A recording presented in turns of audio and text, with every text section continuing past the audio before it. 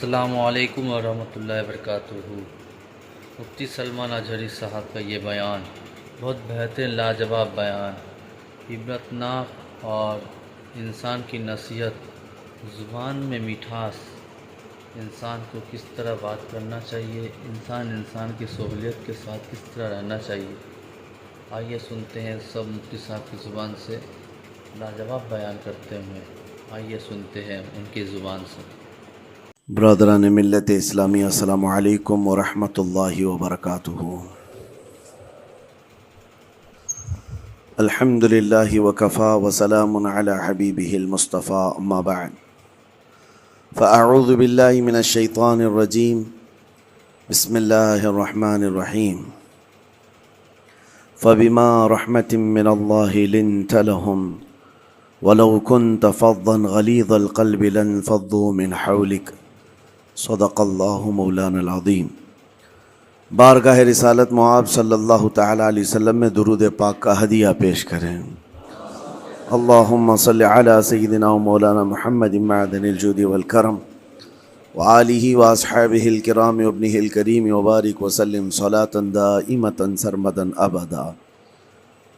عزیزان گرامی وقار، انسان کو اللہ تبارک و تعالیٰ نے جو خصوصیات عطا کی ہیں، اس میں خاص طور پر زبان اور بیان کی خصوصیت بہت اہم ہے۔ شیخ سعدی رحمۃ اللہ تعالی علیہ فرماتے ہیں، تا مرد سخن نہ گفتہ باشد، عیب و ہنرش نہ ہفتہ باشد۔ جب تک آدمی بات نہیں کرتا، اس کی اچھائی بھی چھپی رہتی ہے، برائی بھی چھپی رہتی ہے۔ انسان اپنے کلام سے، اپنی بات سے سمجھ میں آ جاتا ہے کہ کس کیٹیگری کا ہے، کس لیول کا ہے۔ اس کی گفتگو کے آداب اس کی حقیقت بتاتے ہیں، بلکہ یہاں تک کہ اس کے نسب کا بھی پتہ لگا لیا جاتا ہے اور اس کی تربیت کا بھی اندازہ ہو جاتا ہے۔ حضرت لقمان حکیم سے پوچھا گیا، نیکی کس کا نام ہے؟ تو آپ نے فرمایا، دو چیزیں اور بہت چھوٹی ہیں۔ نیکی دو چیزیں ہیں جو بہت چھوٹی ہیں۔ کہا کیا ہے؟ کہا کہ ملاقات میں لوگ اپنے بھائیوں سے مسکرانا اور نرم گفتگو کرنا۔ ساری نیکیوں کی جڑ ہے یہ، نرم گفتگو کرنا اور لوگوں سے خندہ پیشانی کے ساتھ مسکرا کر ملاقات کرنا۔ لیکن میرے عزیزو، یہ دو چیزیں بناوٹی تو بہت سارے لوگوں کے ساتھ آ سکتی ہیں، اخلاق تصنع جس کو کہتے ہیں، تکلف کے ساتھ بہت سارے لوگوں کے ساتھ آ سکتی ہیں، لیکن حقیقت میں جس انسان کی طبیعت میں یہ دو چیزیں ہونی چاہیے، وہ کب سمجھ میں آتی ہیں؟ اس وقت جو مولا علی کرم اللہ وجہہ الکریم نے فرمایا، کسی انسان کو اس کی حقیقت دیکھنا ہو تو غصے کے عالم میں اسے دیکھو۔ وہ اپنے آپے سے باہر ہوتا ہے یا اپنے مزاج کے خلاف کس طرح بات کو سن کر کے تحمل رکھتا ہے۔ سب سے بڑا پہلوان وہ ہے جس نے اپنے غصے کو کنٹرول کیا اور اپنی زبان پر قابو پا لیا، ورنہ یہ وہ لمحہ ہے جب انسان پھٹ پڑتا ہے، جو دل کے اندر ہے سب کہہ جاتا ہے۔ آپ کو میں بتاؤں، نبی کریم صلی اللہ تعالیٰ علیہ وسلم کے عظیم اخلاق کریمہ، بخاری شریف کی حدیث ہے، حضور مسجد نبوی میں تشریف فرما ہے۔ اس وقت مسجد نبوی، آج ہو سکتا ہے آپ کے ذہن میں جو امیج ہے مسجد نبوی کی، بہت بڑی عالی شان مسجد، لیکن وہ زمانہ نبوی میں اس طرح کی نہیں ہے۔ کچی دیواریں تھی، اوپر چھپر کے چھت پڑے ہوئے تھے اور مٹی کی زمین تھی۔ یہ مسجد نبوی کی شکل اس زمانے میں حضور اکرم صلی اللہ تعالیٰ علیہ وسلم اپنے صحابہ کے ساتھ بیٹھے ہیں۔ ایک دیہات کا رہنے والا شخص آیا۔ ایک بات یاد رکھیں کہ دیہات میں، گاؤں میں رہنے والوں کے اخلاق اور تمیز میں بڑا فرق ہوتا ہے، ان کے ہاں آداب کی کمی ہوتی ہے۔ وہ شخص آیا اور مسجد نبوی میں آ کر حضور صلی اللہ علیہ وسلم سے کچھ بات چیت کیا، اور تھوڑی دیر کے بعد مسجد میں ہی کھڑے ہو کر پیشاب کرنا شروع کیا۔ بخاری شریف میں یہ حدیث موجود ہے۔ جب مسجد نبوی میں کھڑے ہو کر پیشاب کرے تو صحابہ اکرام سب دیکھ کر کے دوڑانے لگ گئے، خذوہ خذوہ، پکڑو اس کو، پکڑو اس کو۔ اور صحابہ دوڑاتے تھے، وہ پیشاب کرتے ہوئے بھاگتا تھا پوری مسجد میں۔ نبی پاک صلی اللہ تعالی علیہ وسلم نے فرمایا دعوہ، چھوڑ دو اس کو، کر لینے دو، پیشاب کر رہا ہے مسجد میں، چھوڑ دو اس کو۔ جب وہ صحابہ اکرام حضور کا حکم سنتے ہیں سب پیچھے ہٹ گئے۔ تھوڑی دیر کے بعد نبی کریم صلی اللہ تعالی علیہ وسلم نے صحابہ سے فرمایا پانی کے ڈول بھر کر کے لائے جائیں۔ صحابہ سے ہی منگوایا، پانی کے ڈول بھر کر کے لائے گئے اور مسجد نبوی کے میدان میں فرش پر بہایا گیا اور صاف کیا گیا۔ اب وہ شخص نہایت ہی ڈرا سہما کھڑا تھا، میرے ساتھ کیا ہوگا پتہ نہیں، میں نے پیشاب کیا، اب مجھے یہ لوگ قتل کر ڈالیں۔ نبی کریم صلی اللہ تعالی علیہ وسلم نے قریب بلایا اور فرمایا، نہایت نرم گفتگو کے ساتھ حضور فرماتے ہیں یہ اللہ کا گھر ہے، یہاں پیشاب نہیں پیشانیاں رکھی جاتی ہیں۔ بس یہ جملہ ہے، بخاری شریف میں موجود ہے، یہاں عبادت کی جاتی ہے۔ اتنا کہہ کر رخصت ہو گئے، رخصت کر دیا۔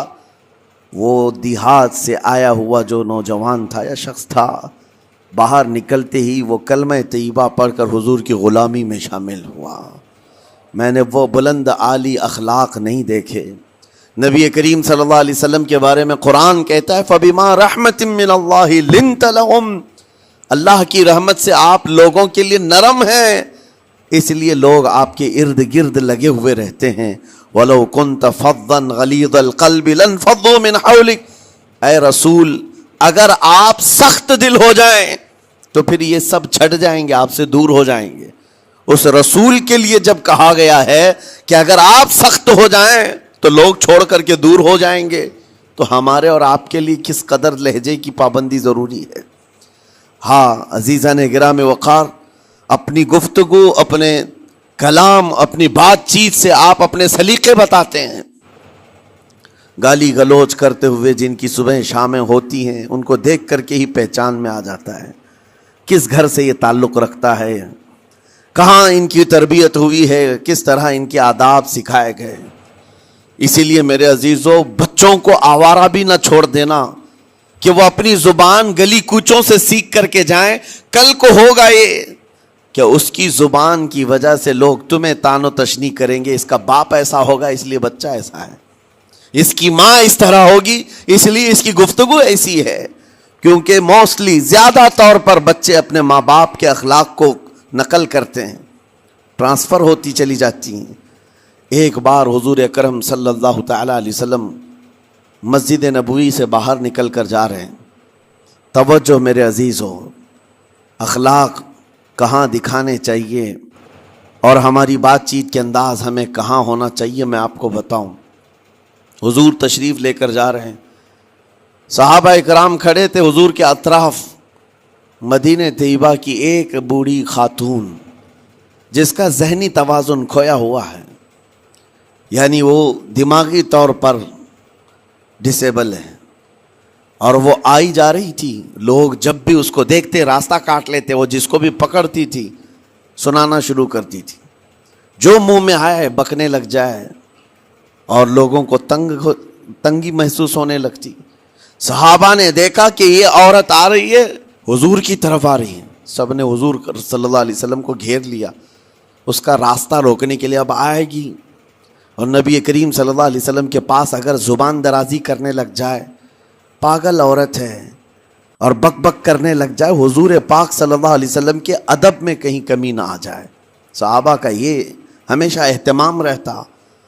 حضور اکرم صلی اللہ علیہ وسلم نے دیکھا تو صحابہ سے کہا ہٹ جاؤ، اس کو آنے دو، ہٹ جاؤ، اس کا راستہ چھوڑ دو۔ صحابہ نے کہا یا رسول اللہ صلی اللہ علیہ وسلم، اس کا ذہنی توازن ٹھیک نہیں ہے، دماغی طور پر وہ عورت ٹھیک نہیں ہے، وہ آئے گی اور لمبی باتیں کرتی ہے، لا یعنی باتیں کرتی ہے، کہیں آپ کی شان پاک میں کوئی گستاخی نہ ہو جائے۔ صحابہ روک رہے تھے، حضور پاک صلی اللہ علیہ وسلم نے سختی سے فرمایا، ارشاد فرمایا ہٹ جاؤ، اس کا راستہ چھوڑ دو، مجھے پتا ہے پورے مدینے میں اس کی کوئی نہیں سنتا، میں بھی نہ سنوں تو وہ کس کو سنائے گی، اگر میں بھی نہ سنوں تو وہ کس کو سنائے گی۔ یہ میرے مصطفیٰ کریم صلی اللہ تعالیٰ علیہ وسلم کے دربار عالی جاہ کی وہ بلند اخلاق کریمانہ کی ایک مثال ہے، جس کو خود میرے آقا نے فرمایا بعثت لأتمم مکارم الاخلاق۔ عزیزان اکرام وقار، لوگوں کے آج حالات ایسے ہیں کہ اچھے لوگوں کے ساتھ اخلاق الگ دکھائے جاتے ہیں، چھوٹے لوگوں کے ساتھ اخلاق الگ دکھائے جاتے ہیں۔ سٹیٹس کا آدمی ہو تو اس کے ساتھ ملنے کے طریقے الگ ہیں، اور غریب کوئی آ جائے، فقیر کوئی آ جائے تو اس سے ملنے کا انداز الگ ہو جائے۔ یہ نہ ہو، یہ ہم سب کے لیے نصیحت ہے۔ اسی ممبئی کی سرزمین پر میں آپ کو بتاؤں، ایک ماہم شریف میں بزرگ حاجی صاحب ہوا کرتے تھے، آج سے تقریباً 10-12 سال پہلے کی۔ وہ کئی لوگوں سے ایک سوال کرتے تھے پکڑ پکڑ کر کے کہ میرا ایک سوال ہے، آپ جواب دیں گے، میرا ایک سوال ہے۔ کئی علماء سے انہوں نے پوچھا، مجھ سے بھی انہوں نے، جب میں نیا تھا مصر سے پڑھ کر کے آیا تھا، میرے پاس آ کر کہا کافی سالوں سے میرے ذہن میں ایک سوال ہوتا ہے، میں آپ سے بھی پوچھنا چاہتا ہوں۔ کہا بتائیے کیا ہے؟ کہا میں حضور سرکار مجاہد ملت رحمۃ اللہ علیہ کا مرید ہوں۔ علامہ حبیب الرحمن مجاہد ملت، رئیس اعظم اڑیسہ، جن کے خدمات جلیلہ آج ہو سکتا ہے نئی جنریشن کو نہ معلوم ہو، ان کا لقب ہے مجاہد ملت، جنہوں نے سنیت کی بقا کے لیے اپنا تن من دھن سب قربان کیا تھا۔ وہ مجاہد ملت عظیم بزرگ ولی کامل ہے۔ یہ حاجی صاحب کہتے ہیں کہ میں ایک نارمل آدمی تھا، کڑیا تھا، یعنی گھر بنانے کا کام کرتا تھا۔ جب وہ ممبئی تشریف لاتے تو دوڑ کر کے ہر جگہ سے لوگ ملنے آتے، میں بھی گیا تھا، اور اس وقت میں جوان تھا۔ حضور مجاہد ملت رحمۃ اللہ علیہ کی بات وہ بتا رہے ہیں کہ لوگ لائن لگا کر کے مصافحہ کر رہے تھے، مل رہے تھے۔ جب مل رہے تھے تو پھر میرا نمبر آیا، میں ملنے کے لیے گیا۔ بزرگوں کے سب ہاتھ چومتے ہیں، یہ ہمارے سنیوں کے طریق ہیں۔ ادب، علماء ذوی الاحترام کے ہاتھوں کا بوسہ لینا یہ مستحسن ہے، یہ ہمارے آداب میں سے، معمولات اہل سنت میں سے۔ تو جب سب لوگ ان کے دست بوسی کر رہے تھے، ہاتھ چوم رہے تھے، میں بھی قریب گیا، اور جب میرا نمبر آیا میں ہاتھ چومنے کے لیے گیا تو انہوں نے میرا ہاتھ لے کر خود ہی چوم لیا۔ وہ بزرگ عالی جاہ ولی کامل جن کو دنیا مجاہد ملت کہتی ہے، میرا ہاتھ انہوں نے چوم لیا، اور میرے اندر ایسی پشیمانی تھی کہ میں کیا کروں سمجھ میں نہیں آیا۔ میں ایک معمولی سا کڑیا، اور کہاں ان کا مقام کہاں میرا۔ تو اس کے بعد وہ اس بے چینی میں رہتے تھے کہ ایسا کیوں کیا، ایسا کیوں کیا، کیونکہ پوچھنے کا موقع ہی نہیں ملا۔ ایک بزرگ تھے، انہی کے خلیفہ تھے حضور مجاہد ملت کے، انہوں نے اس کا جواب دیا۔ میرے عزیزوں، کیا بہترین جواب تھا۔ حضرت مجاہد ملت رحمۃ اللہ تعالیٰ علیہ یہ چاہتے تھے کہ ہزاروں لوگ ہماری تعظیم کرتے ہیں تو کہیں ہمارے دماغ میں بادشاہت کا خیال نہ آئے، ہم غریب اور فقیر کا ہاتھ چوم کر اپنے نفس کی مخالفت بھی کرتے ہیں۔ اخلاق کریمانہ دکھانے کے لیے اسٹیٹس والوں کے ساتھ ہی نہیں، غربا فقراء کے ساتھ بھی وہ اخلاق ہوں۔ نبی کریم صلی اللہ تعالیٰ علیہ وسلم کے وہ آداب آج اگر آپ اپنا لیں، بہت ساری کڑوی چیزیں ویسی ختم ہو جائیں۔ آج ممبئی کی سرزمین پر سب سے بڑا یہ چیلنج ہے بات کرنے میں، نوجوانوں کے تو آج پارے چڑھے ہوئے ہوتے ہیں، ان سے کوئی بھی بات کر لے، جس تیور میں یہ بات کرتے ہیں ایسا لگتا ہے کہ ابھی لڑائی ہو جائے گی، ابھی جھگڑا ہو جائے گا۔ اس کی عادت سی بن گئی ہے۔ آپ کو پتہ ہے فرمایا گیا، عربی کا قول ہے جراحت السنان لها التیام ولا یلتام ما جرح اللسان۔ تلوار سے، چاقو سے دیا ہوا زخم سوکھ سکتا ہے، زبان سے دیا ہوا زخم کبھی نہیں سوکھتا۔ زبان سے دیا ہوا زخم نہیں سوکھتا۔ بولنے سے پہلے 1000 بار اس بات کو خیال ہونا چاہیے کہ میں جس کو بول رہا ہوں کہیں اس کا دل چھلنی تو نہیں ہو جائے۔ میری زبان یہ ہوتی 50 گرام کی چھوٹی زبان ہے، لیکن بڑے بڑے لوگوں کے کلیجے چیر کر رکھتی ہے، بڑے بڑے لوگوں کے دلوں میں سوراخ کر کے رکھتی ہے، زخمی کر کے رکھتی ہے اس کا استعمال۔ اسی لیے روایت میں ملتا ہے کہ جب انسان صبح کرتا ہے تو سارے اعضاء، ہاتھ پیر آنکھ کان ناک، سارے اعضاء سب سے پہلے زبان سے یہ عرض کرتے ہیں، اس کی پناہ مانگتے ہیں، کہتے ہیں آج تو صحیح سلامت رہے گی تو ہم سب صحیح سلامت رہیں گے، اور اگر تو پھسل گئی تو عذاب ہم پر بھی ہوگا۔ زبان بولتی ہے، مار کسی اور کو پڑتی ہے، کوئی زبان کو مارتا نہیں ہے، گالی زبان دیتی ہے، لیکن مار کبھی پیٹھ پہ پڑتی ہے، سر پہ پڑتی ہے، ہر جگہ پڑتی ہے۔ تو یہ زبان، نبی کریم صلی اللہ تعالی علیہ وسلم نے ارشاد فرمایا، من یضمن لی ما بین لحیتیہ وما بین، حضور پاک صلی اللہ تعالی علیہ وسلم فرماتے ہیں جس نے دو چیزوں کی ضمانت مجھے دے دی، حفاظت کی، میں اسے اضمن لہ الجنہ، میں اس کو جنت میں لے جانے کی ضمانت دیتا ہوں۔ دو چیزیں کیا ہیں؟ حضور فرماتے ہیں ایک دو جبڑوں کے بیچ میں جو موجود زبان ہے اس کی حفاظت کر لے، اور دو رانوں کے بیچ میں جو شرمگاہ ہے اس کی حفاظت کر لے، یہ دو چیزیں جس نے بچا لیا میں اس کو جنت میں لے جانے کی ذمہ داری دیتا ہوں، ضمانت دیتا ہوں۔ اس کا کتنا بڑا کردار ہے، یہ زبان کا کتنا بڑا کردار ہے۔ اور حضور نے ایک بار پکڑ کر کے فرمایا تھا، زبان کو پکڑ کر کے کہا تھا یہ وہ زبان ہے جو انسان کو جنت میں بھی لے جاتی ہے اور دوزخ میں بھی لے جاتی ہے۔ کلمہ کس سے پڑھتے ہیں آپ؟ لا الہ الا اللہ، زبان ہی سے تو پڑھتے ہیں، اسی کلمے نے آپ کو جنت تک پہنچایا۔ اور کافر جو کفر کرتا ہے وہ بھی زبان سے ہی کرتا ہے، اور زبان اسے ہمیشہ کی دوزخ میں لے جاتی ہے۔ اس زبان کو چلانے سے پہلے 1000 بار سوچ لیں کہ آج لہجوں کی سختیاں بڑھتی چلی گئیں، اور آپ کو پتہ ہے قرآن پاک میں رب تعالیٰ نے یہ فرمایا وَلَا تَقُلْ لَهُمَا اُفٍّ وَلَا تَنْهَرْهُمَا، والدین کے بارے میں بچوں کو کیا کہا گیا؟ ان کو اف تک نہ کہو۔ لیکن زبان جب کھلتی ہے نا، ماں باپ کے خلاف نوجوانوں کو ہم نے دیکھا ہے گالی گلوچ کرتے ہوئے اور اتنی بری باتیں کہتے ہوئے، معاذ اللہ۔ عزیزان گرامی وقار، حضور نے تو یہ فرمایا جس نے پلٹ کر کے اپنے ماں اور باپ کو سخت لہجے میں بات کیا یا ان کی نافرمانی کی، حضور فرماتے ہیں میرا دل چاہتا ہے کہ اس کے گھر کو آگ لگا دوں، آگ لگا دوں۔ اس لیے اس بات کو ہمیشہ یاد رکھیں، تمہارے لہجے کی سختیاں کسی کو زخمی کر دیں تو آخرت خراب ہو جائے گی، آخرت خراب ہو جائے گی۔ حضرت علقمہ رضی اللہ تعالیٰ عنہ، حضور کے صحابی، حضور صلی اللہ علیہ وسلم کے صحابی، آخری وقت آ گیا تھا لیکن زبان نہیں کھلتی تھی۔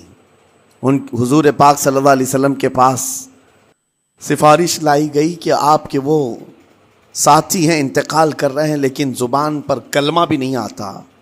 حضور تشریف لائے، دیکھا، پوچھا گھر میں ان کے کون کون ہے؟ کہا بیوی ہے اور ماں ہے۔ ماں کو بلایا، وہ کہا علقمہ کے بارے میں کیا کہتی ہو، کیسا تھا یہ؟ کہا بہت اچھا، پرہیزگار، عبادت گزار، ساری نیکوکاریاں اس کے اندر ہیں۔ تو پھر حضور نے پوچھا اچھا یہ بہت نیک تھا، تم بھی اس سے راضی ہو کہ نہیں ہو؟ ماں نے کہا میں نہیں راضی ہوں، میں راضی نہیں ہوں۔ کہا کیوں، وجہ کیا ہے؟ کہا یا رسول اللہ میرا اکلوتا بیٹا، میرا تنہا بیٹا تھا، بڑی محبتوں کے ساتھ اس کو پالا تھا، اور جب میں نے اس کی شادی کی اپنی بیوی کو لایا، اور جب بیوی گھر پر آ گئی تو میری بات کو ہلکے میں لیتا، اپنی بیوی کی بات کو فوقیت دیتا، ترجیح دیتا، اور اس وقت غالباً یہ باتیں تھی کہ زبان سے کوئی کلمہ ان کے نکلا ہوگا جو بیوی کی حمایت میں تھی، ماں کو تکلیف پہنچ گئی۔ کہا میرا دل گوارا نہیں کرتا، میں اس سے راضی نہیں ہوں، باقی وہ بہت نیک بندہ ہے، بہت اچھا ہے۔ حضور نے فرمایا دیکھو زندگی کے آخری پڑاؤ پر آ چکا ہے، روح نکلنے کو ہے، معاف کر دو۔ وہ بھی صحابیہ تھی، انہوں نے کہا آقا آپ کا حکم ہے یا مشورہ ہے؟ اگر حکم ہے تو پھر ماننا ہے۔ حضور نے فرمایا نہیں، حکم نہیں، مشورہ ہے۔ کہا مشورہ ہے تو پھر دل نہیں چاہتا، دل نہیں چاہتا۔ حضور نے فرمایا صحابہ سے کہ لکڑیاں جمع کرو، آگ لگاؤ اور انہیں اٹھاؤ، آگ میں ڈال دو۔ آگ دہکائی گئی تو ماں کی ظاہر سی بات ہے ممتا بے چین ہو گئی۔ کہا ان کو میرے سامنے آگ میں ڈالیں گے؟ کہا ہاں، اس سے بہتر ہے کہ وہاں جلے گا، یہاں جلے۔ وہ ماں کہتی آقا آپ گواہ ہو جائیں، میں اپنے بیٹے کو معاف کرتی ہوں، ادھر معاف کیا، ان کی زبان پر کلمہ طیبہ جاری ہوا۔ میرے عزیزو، یہ بتانا مقصود اس لیے ہے کہ زبان سے دیے ہوئے زخم خواہ والدین کو ہو، یہ معمولی نہیں ہوتے۔ ہو سکتا ہے آخری وقت تمہاری زبان بند ہو جائے اور کلمہ طیبہ بھی نہ جاری ہو، زبان کھلنے بھی نہ لگے، یہ حالات آ جائیں گے۔ اس لیے اپنی زبان کا کنٹرول برقرار رکھو، کس سے کیا کہنا ہے۔ ابھی میں اس کا دوسرا پارٹ بھی بتاتا ہوں زبان کے استعمال کا۔ یہ نرمی لہجے کے اندر ہونا بہت ضروری ہے، لیکن کچھ جگہوں پر سختی کی اجازت ہے، لیکن وہ مقامات الگ ہیں۔ نرم لہجہ حضور پاک صلی اللہ تعالی علیہ وسلم کے فرامین میں سے ہے۔ ایک بات بڑی، بغداد مقدسہ میں نے ایک ولی پاک کی زیارت کی، ان کے آستانے پر بھی میں ابھی بیان کیا تھا۔ حضرت بہلول دانا مجذوب بزرگ تھے، اور بغداد کی گلیوں میں کہیں پر بھی بیٹھ جاتے تھے، اور جو جانکار تھے وہ سمجھتے تھے یہ اللہ والا بندہ ہے۔ مجذوب کس کو کہتے ہیں؟ جس کی یاد الہی میں عقل فنا ہو گئی، ختم ہو گئی، اللہ کے ذکر میں اور اللہ کی یاد میں اپنے آپ کو فنا کر دیا ہے، اس کے اوپر شریعت کا قلم نہیں۔ ظاہر سی بات ہے شریعت کے سارے احکام اس پر ہیں جس کی عقل سلامت ہے۔ عاقل ہو، بالغ ہو تو نماز فرض ہے نا، عقل ہی نہیں ہے تو وہ مجذوب ان اولیاء کو کہتے ہیں۔ لیکن ان کے بارے میں حدیث میں ہے، اللہ کے نبی نے فرمایا وہ ایسے بندے ہیں کہ اگر اللہ کو قسم دے دیں کسی بات کی، اللہ ان کی قسم پوری کرتا ہے۔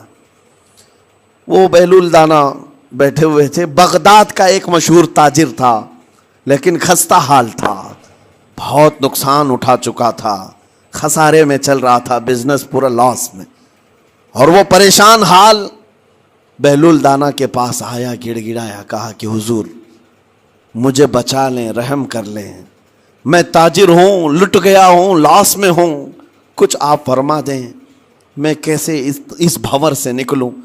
بہلول دانا نے دیکھا، کہا ٹھیک ہے کچھ پیسے بچے ہیں؟ کہا ہاں ہے، وہ بس اتنا سرمایہ ہے کہ مال لیتا ہوں پھر بیچ دیتا ہوں، نفع نہیں ہوتا۔ بہلول دانا نے کہا ایک کام کر، کالا کپڑا جتنا ملتا ہے سب خرید لے، پورے شہر سے کالا کپڑا جہاں جہاں مل جائے سب لے کر اسٹاک کر لے۔ کہا جی حضور آپ نے جیسا فرمایا۔ گیا، جتنا سرمایہ تھا سب لگا دیا، کالا کپڑا خرید کر ایک جگہ اسٹاک کر دیا۔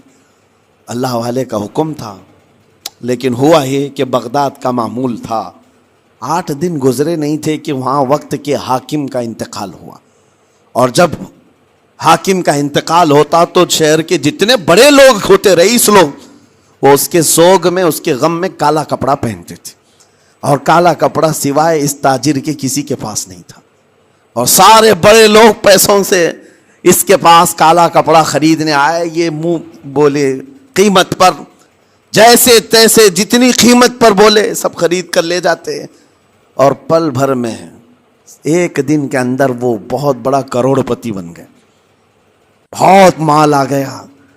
یہ بات یاد رکھیں، اللہ مال دیتا ہے، اس کے بعد پھر آزمائش بھی ہوتی۔ مال اتنا آ گیا، اب لے کر کے مستیاں تھیں، چند دن گزرے، ظاہر سی بات ہے مال کو بڑھانے کی تمنا ہر ایک کی ہوتی ہے، کوئی یہاں پر اینڈ کرنے والا نہیں ہے دنیا میں، چاہے اس کا بزنس اربوں پر بھی پہنچ جائے، اسے آگے پہنچنا ہے۔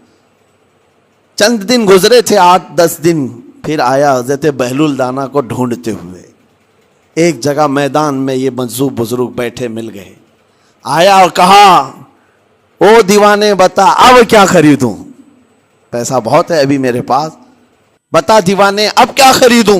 انہوں نے دیکھا، کہا کہ لہجہ تو بدلا ہوا ہے، پیسہ بہت زیادہ تھا، کہا کہ ٹھیک ہے کوئی بات نہیں، اللہ والوں کو ان سب چیزوں سے کوئی لینا دینا نہیں۔ آپ نے کہا مال جتنا ہے تیرے پاس سب لے کر کے خربوز خرید لے، تربوز خرید لے، جس کو کلنگڑ کہتے ہیں، تربوز پورے خرید لے۔ اس نے کروڑوں کی جائیداد پورے تربوزوں میں لگا تھی، سب تربوز خرید کر سٹاک کر دیا ایک جگہ، اور اس کے گمان میں یہی تھا کہ چند دن گزریں گے، کوئی ایسا ہی حادثہ ہوگا جب تربوز منہ مانگی قیمت پہ لوگ خریدیں گے اور میں بیچوں گا۔ پورا مال تربوز میں لگایا، 2 دن 4 دن 6 دن 8 دن گزرے، کوئی حادثہ نہیں. ادھر تو تربوز سڑنے لگ گئے. وہ تو زیادہ دن سٹاک نہیں کیے جا سکتے. سڑن شروع ہو گئی. پھر تھوڑے دنوں کے بعد پورے کے پورے سڑ گئے. کروڑوں کا مال تربوز میں سڑ کے چلا گیا. وہ کچھ بھی نہیں سکا, کچھ نہیں کر سکا. واپس چیختا چلاتا اسی حالت میں آیا. پہلے سے بھی زیادہ بدتر حالت میں آ گیا ہوں. دوڑتے ہوئے آیا, حضرت بہلول دانا کو ڈھونڈتے ہوئے. کہاں ہیں؟ وہ اسی جگہ بیٹھے ہوئے مٹی میں بیٹھے رہتے تھے. قریب آیا اور کہنے لگا کہ آپ نے میرے ساتھ ایسا کیوں کیا بہلول؟ بہلول دانا نے کہا کیا ہوا؟ کہا میں تو لٹ گیا, تربوز میں پیسے لگائے آپ کی وجہ سے اور پورے سڑ گئے. بہلول دانا نے کہا میں نے تو کچھ نہیں کیا. پہلے تو تجھے نفع ملا تھا وہ تیرے لہجے کی وجہ سے, اب خسارہ ہوا ہے تیرے لہجے کی وجہ سے. پہلے جو آیا تھا بات کرنے کے لیے اس وقت تیری تمیز الگ تھی, تیری تہذیب الگ تھی, اخلاق الگ تھی. گڑ گڑا کر کہا تھا کہ میں لٹ گیا ہوں, آپ رحم کر دیں. دوسری بار آ کر کے کیا کہا؟ او دیوانے بتا کیا خریدوں. لہجہ بدل گیا تو پوری حیثیت بدل گئی. زبان ہماری اونچائی پر بھی لے جاتی ہے اور نیچے بھی لے آتی. اس بات کو ہمیشہ ملحوظ رکھیں کہ اس زبان سے بہت سارے لوگ نفع بھی اٹھاتے ہیں, بہت سارے لوگوں کو نقصان بھی ہوتا ہے. لیکن ساتھ میں یہ بات بھی عرض کروں, نرم گفتگو کرنے کا عادی ہر ایک کو ہونا چاہیے. نرم گفتگو کرنے کا عادی ہر ایک کو ہونا چاہیے. اس کی نیکیوں کی علامت ہے, اس کے اخلاق کی علامت ہے. لیکن ساتھ میں امام شافعی رحمۃ اللہ تعالی علیہ نے یہ بھی فرمایا, چاہے جتنی بھی نرم طبیعت ہو انسان کی, اللہ اور اس کے رسول کے لیے غیرت ہونی چاہیے. اللہ اس کے رسول کے خلاف بات سنے تو پھر نرم لہجے کا استعمال نہ کرے, پھر وہ بزدلی کہلائے گی, وہ بزدلی کہلائے گی. آج میں ایک بات یہ بھی بتا دوں, بہت سارے لوگ یہ سمجھتے بھی ہیں. ابھی چند دن قبل میں ماررہ مطہرہ میں بیان کیا اخلاق کے اولیاء اکرام کے مذہب و مسلک پر, اور پچھلے 15 سالوں سے میں نے بہت سارے خطابات کیے ہیں اخلاق پر, معاشرے کی برائیوں پر. لیکن ابھی چونکہ چند دنوں میں جلسے پروگرام بہت سارے ہو گئے اور عظمت ناموں سے رسالت پر زیادہ گفتگو ہونے لگی, تو لوگوں میں ایک امیج الگ بیٹھی ہوئی ہے. اور ابھی ہم نے اخلاق حسنہ پر گفتگو کیا کی 8 دن پہلے. ایک بزرگ نے مجھ سے پوچھا ایسی بھی تقریر کرتے ہیں آپ ایسی بھی تقریر کرتے ہیں, یعنی نرم گفتگو بھی کرتے ہیں؟ مطلب یہ ہے کہ ہماری امیج ایسی بنا کر رکھیں کہ ہم ہر وقت چلاتے ہی رہتے ہیں, ہر وقت للکارتے ہی رہتے ہیں. میرے عزیزوں, میں یہاں پیغام دینا چاہتا ہوں, ہم قرآن کے اس آیت پر عمل کرنا چاہتے ہیں جو مولا نے فرمایا اشداء علی الکفار رحماء بینہم. مومنین کی شان ہے, صحابہ کی شان ہے, وہ کافروں پر سخت ہوا کرتے ہیں اور مومنوں کے لیے نرم دل ہوا کرتے ہیں. زبان کی نرمی ایمان والوں کے لیے ہے, زبان کی نرمی محبت مصطفیٰ کے لیے ہے, عاشقان مصطفیٰ کے لیے ہے. ساتھ میں زبان کی سختی کفار و مشرکین کے لیے ہے, گستاخان رسول کے لیے ہے. اور اگر یہ چیز نہیں آئی تو پھر آپ سمجھ لیں نیک اس